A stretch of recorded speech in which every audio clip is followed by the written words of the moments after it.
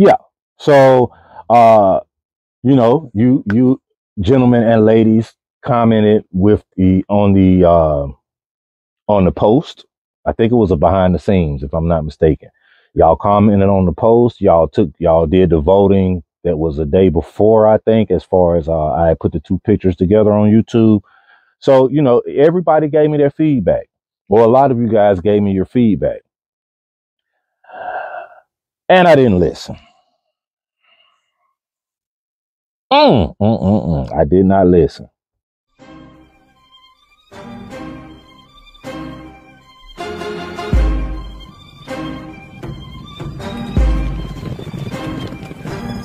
From Hollywood to Soho, we be wearing polo. Knockoffs is a no-no, that's just how it go though. You got it for the low-low, it's probably US Polo, a Beverly Hills Polo.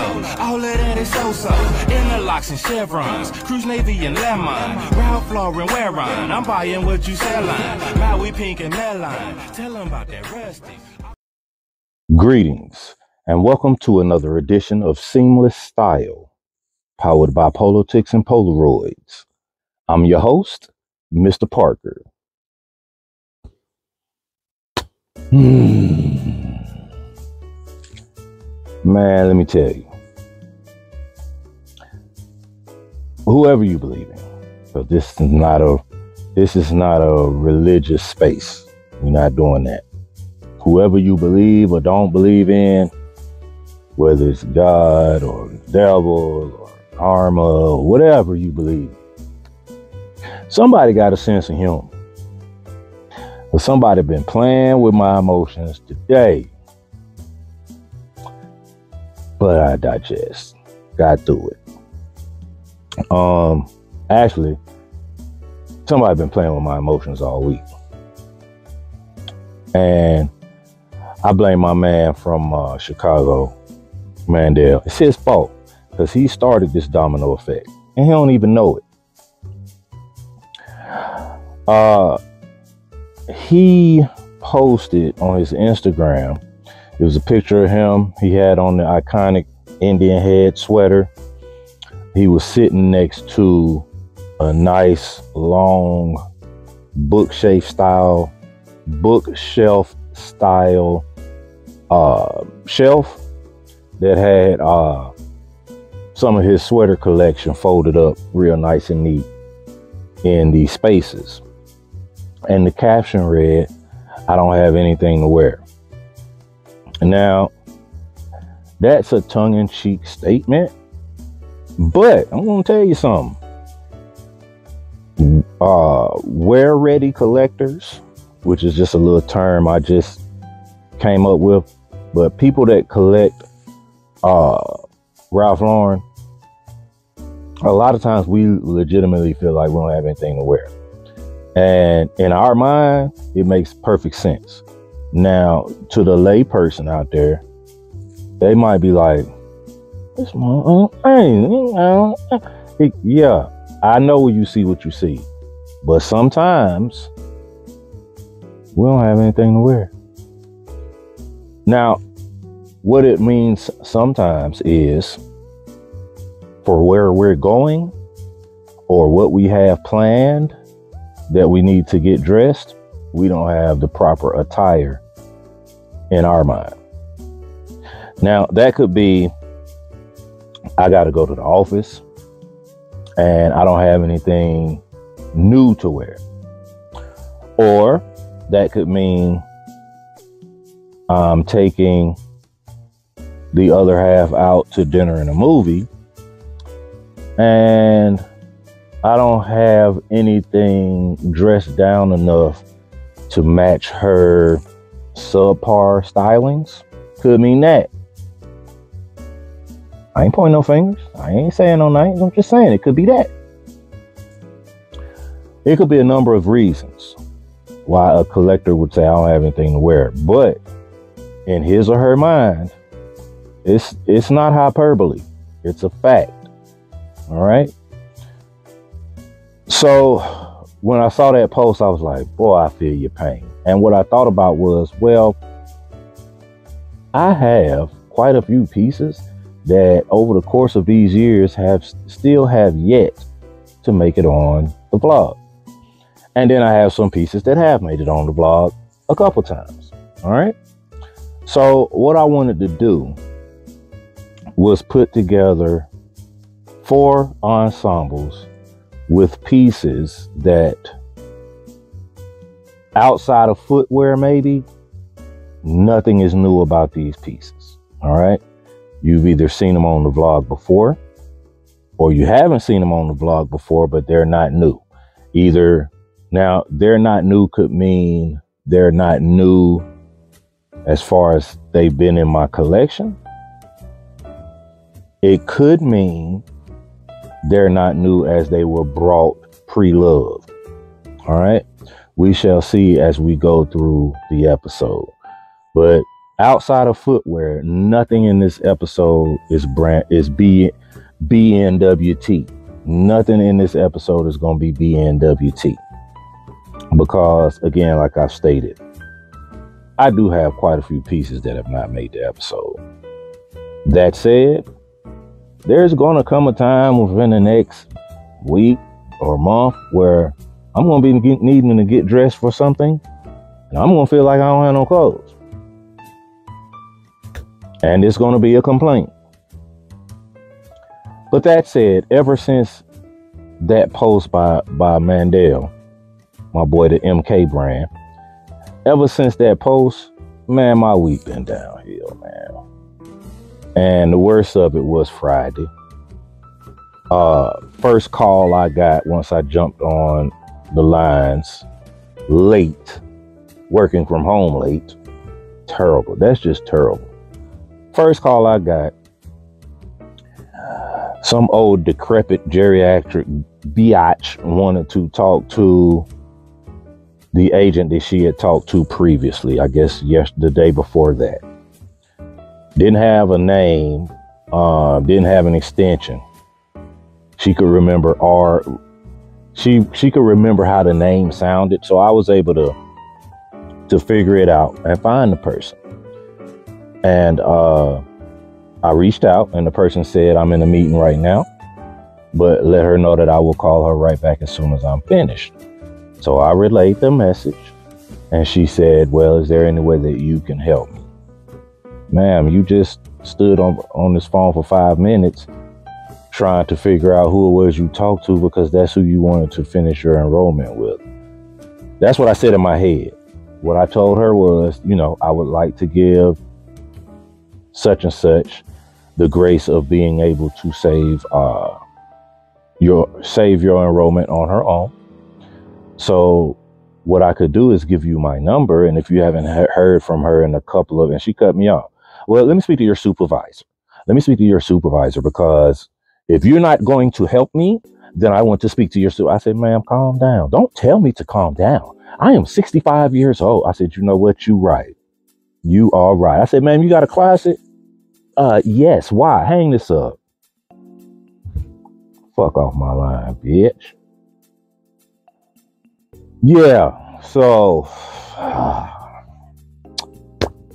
was pulled for that. Was giving a stern talking to. And then me and the HR manager had a great laugh. It is what it is, fam. You picked the right one today, lady. Then I come up here to get ready to record. Can't find my microphone. I'm looking for 30 minutes for this microphone. Losing sunlight, because I'm trying different things out with sunlight, with natural light versus artificial light. I'm trying all of it, right? Because come season 4, the light situation is going to be eradicated. I'm going to have the perfect lighting by the time season 4 starts. So I'm trying different things right now. Couldn't find my microphone, boy. My jaws was getting tight. Pause. I was getting hot, man. I'm like, boy, if this microphone don't show up.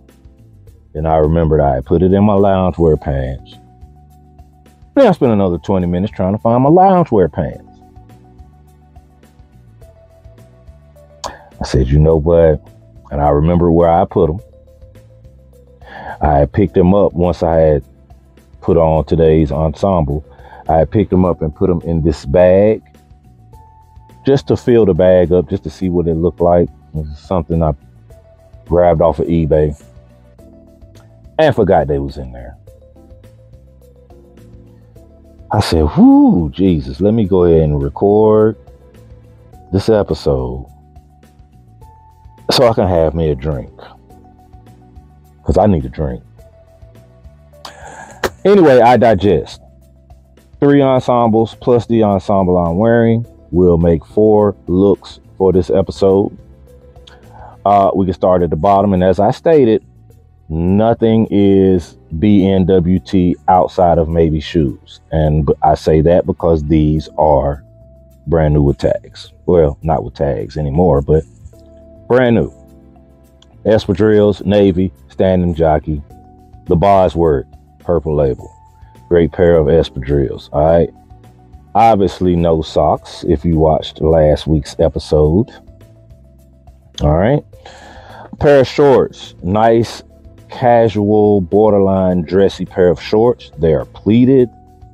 Aviator Navy. Nice clean lines. 8.5, 9-inch inseam max. All right. I did a blue and white Tattersall button-down collared woven sports shirt. 100% cotton, not as thick as an Oxford, but you know, not as thin as linen. All right. Just something, just because one, I'm going to layer. 2, you know, if I did decide to let my tail hang out, I wanted it to be color coordinated with everything else. And then the Purple Label hoodie, all white, Standing Jockey, beautiful to the touch. All right. From leather to hair feel, everything. All right. And then the Purple Label Standing Jockey corduroy cap. All right. To finish off the look. So Standing Jockey is the theme of this ensemble. All right. And again, the only thing that was brand new with tags were the espadrilles. All right.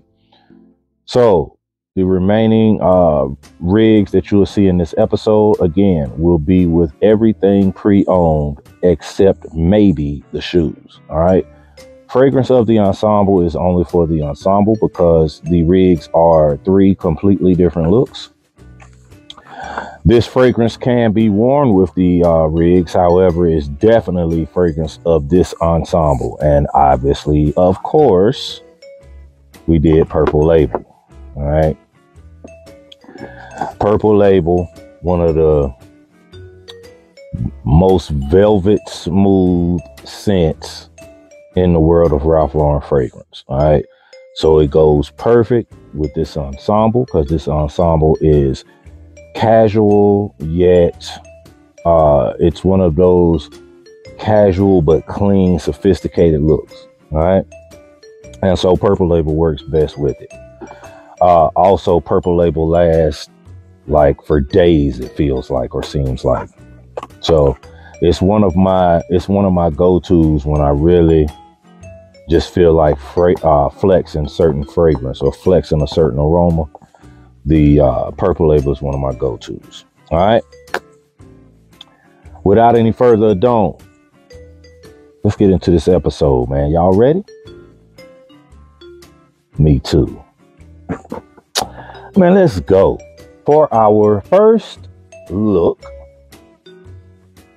again, all items that have been in the collection and may or may not have been featured or been part of an ensemble in previous episodes. Okay. Or they may not have, they may have never been worn, but maybe they were bought pre-owned or pre-loved. All right. Either way, nothing brand new in this episode except for maybe shoes. Now, this first look,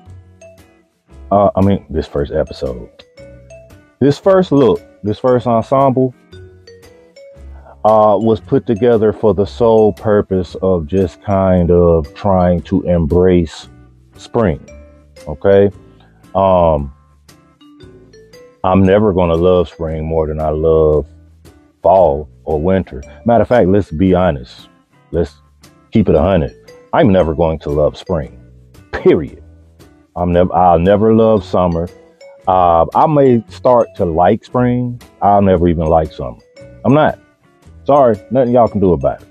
But this ensemble was masterminded and created and curated and cultivated on embracing spring. All right.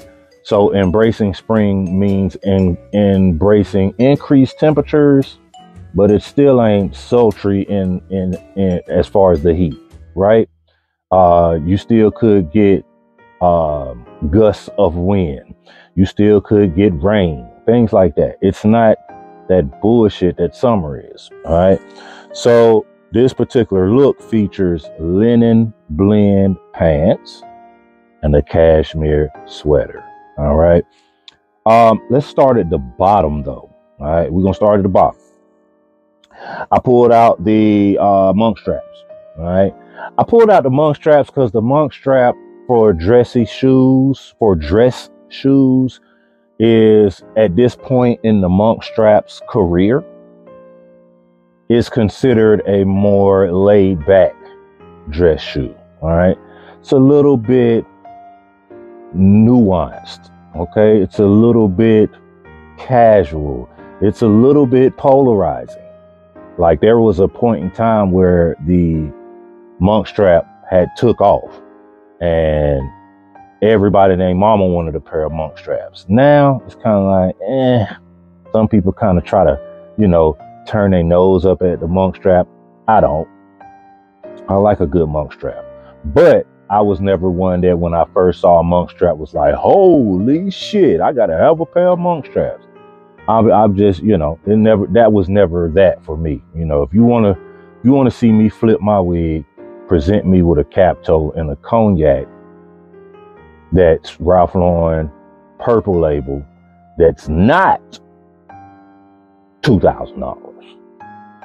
Then I'll flip my wig. But a monk strap, all right, cool. I like those, whatever, it's like that. Any hoot, monk strap in what I would call a vintage brown, all right, a vintage brown leather, double monk strap. I went with a pair of striped socks just to give it a little sock porn to the look. The socks have a lot of the colors that are in the ensemble, but stripes under the plaid pants would be considered like some whimsical, charismatic type hosiery, and I get it. But with this particular look, it works. All right. A pair of Ralph Lauren slim fit dress slacks in a linen cotton blend. Now, what these pants feel like and wear like to me is a pair of linen pants with a little bit heavier of a construction to them. If you didn't know any better, you see me with these on, or if you somehow was able to touch my leg without getting punched in your snot box, you would say, damn, man, these feel just like regular linen. But they are a linen cotton blend. All right.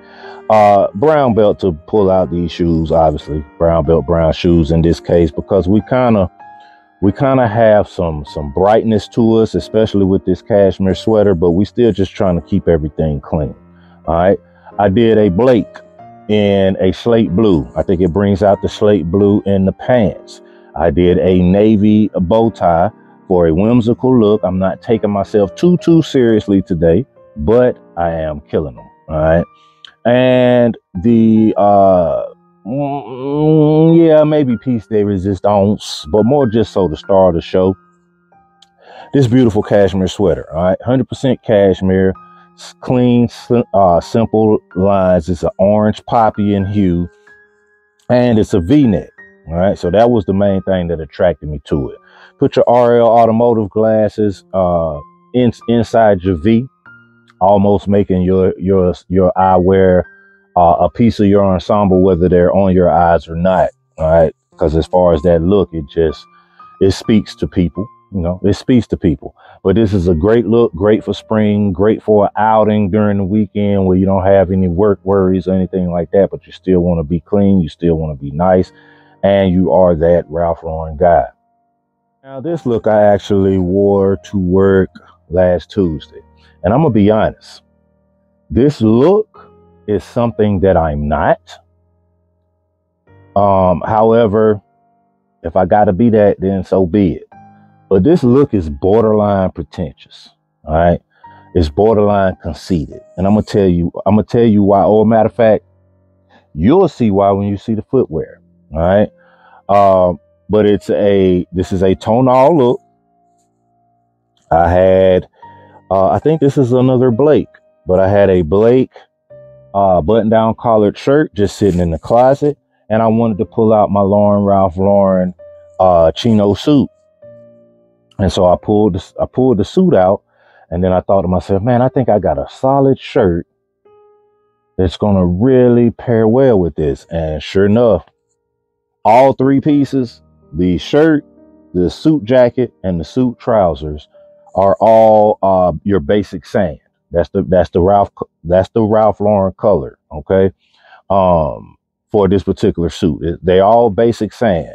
So, you know, I don't know what it looks like to you right now, but trust me when I tell you, and trust me when you see the full ensemble, it don't get no closer than that. So you have a complete, almost a complete, what's the word I'm looking for? Monochrome. You have a monochromatic look. All right.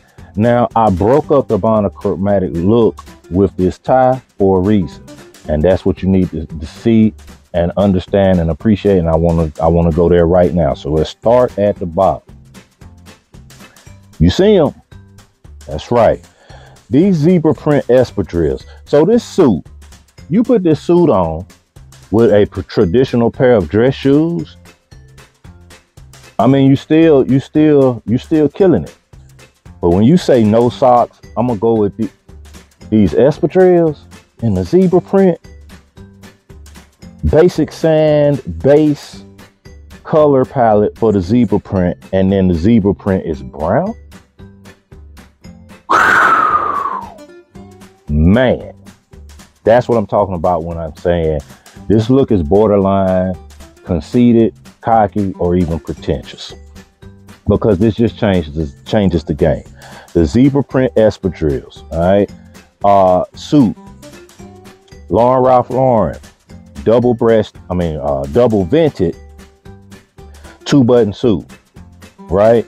In the basic sand hue, slim fit in the pants, slim fit in the jacket. The button-down collared woven is also in the basic sand, and they pair up perfectly. Now, the reason I went with this tie, all right, a solid brown tie. The reason I went with this tie is to bring out more brown in the zebra print, all right? Now, I could, or you could, if this is a look you're going to pull off on your own, you can go without a tie. You can go without a tie. I just wanted to have a little more brown in my entire look outside of my hands and my face, all right? But you can go without a tie. Then I wanted to add a pop of color, so I went with the Purple Label handkerchief in the lime green with white polka dots, all right? That is another piece that you can take or leave. You don't have to have a pop of color with this look. I just wanted a pop of color, okay? But you can, in all honesty, take your shades and put them in your pocket if you don't want to wear a pocket square. If you want to make the look a little more casual to fit with the footwear, right? Because the espadrilles at the end of the day are the star of this look, but the espadrilles with this look ain't worth a damn without the rest of the pieces, all right? So, like I said, man, this right here, if you're not trying to get snotty looks, then don't do this with the espadrilles. Just do a regular pair of brown brogues or wingtips or something to that effect. Just do something more traditional, which again is going to be a dope look, but just do something more traditional. Maybe take the tie off, unbutton 1 or 2 buttons on the placard, and just, you know, just kind of chill that way. It's still the monochromatic look of basic sand. It's still gonna be dope. But if you want to turn a few noses up at you, the zebra prints, man, with this look, man, I'm telling you, it worked. Oh, before we go to the last rig, let me tell y'all something, man. I owe everyone an apology. So a couple of weeks ago, I showed 2 ensembles that I was going to wear to work for best dressed employee on site. And as I told you guys, it was $100. That was the spiff. That's a word we use at work. That was the spiff for whoever was in first place. And you could win on Tuesday and Thursday. So if you won on Tuesday, you weren't eliminated from winning at all on Thursday. You could legitimately win $200. So, you know, my whole thing was $200 for something I do anyway. Yeah, let's get this paper. So I showed y'all 2 ensembles. One was a Glen Plaid, was featuring a Glen Plaid sports coat and Glen Plaid Purple Label slippers. The other ensemble was a orange poppy cardigan with brown elbow patches, gray slacks, and houndstooth Purple Label slippers. Houndstooth shirt, houndstooth cravat. Yeah. So you know, you gentlemen and ladies commented with on the post. I think it was a behind the scenes, if I'm not mistaken. Y'all commented on the post. Y'all did the voting. That was a day before, I think, as far as I put the 2 pictures together on YouTube. So, you know, everybody gave me their feedback. Well, a lot of you guys gave me your feedback. And I didn't listen. I did not listen. Now, in my defense, the voting was more of a popularity contest, I think. I don't know, because agents voted. All right. What ended up happening was the the Glen Plaid sports coat and slippers won first place on Tuesday. That ensemble won first place on Tuesday. Now, the dude that won first place, I don't know him, don't even know his name. What I do know is that there was, let's just say, an insurrection in the office afterwards. Capitol. That day of unprecedented violence may not be the end of this unrest. Something along those lines happened. I don't know how it got filmed. I don't know who had their cameras out. You know, people always got their phone out recording stuff. I don't know how that happened. I didn't incite anything. I was content with $1.50 because second place was $50. So I was content with $1.50. You know, ended up purchasing a Keurig with that $1.50. So I was cool. I don't know how I don't know how all that got started, but people was a little upset because, come on, man, you know, y'all know this ain't right, but I digest. Anyway, I owe y'all an apology. I should have took y'all advice, but what happened was last minute, especially after Tuesday, which I kind of knew it was a landslide. I was like, all right, is this going to be too much for the people? You know, is this going to be too much? Let me do something else. So I ended up going with my seersucker suit. I did do a pair of slippers. I think it was the match play slippers. I did the match play slippers, a nice tie with some horse motifs or whatever. Like, it was a clean look. But like I said, it got me second. So $1.50. you know, everybody else might look at it like, well, man, you got $1.50. To me, I look at it like I lost $50. But again, I digest, because whether it was $1.50 or $50 or $5, I was getting extra money just for doing what I do anyway. So it's cool. But I wanted to apologize to y'all. Next time I do something like that, whatever y'all say is what I'm going to do, as opposed to overthinking it. This last look actually features a couple go-to pieces, but it also features a piece that kind of sort of low-key has really become one of my favorite pieces, and that's this sweater. This sweater has been on Seamless Style before I was actually wearing it. All right. But just putting it together on this rig, I'm like, damn, this sweater is dope. Like, I really fuck with this sweater, right?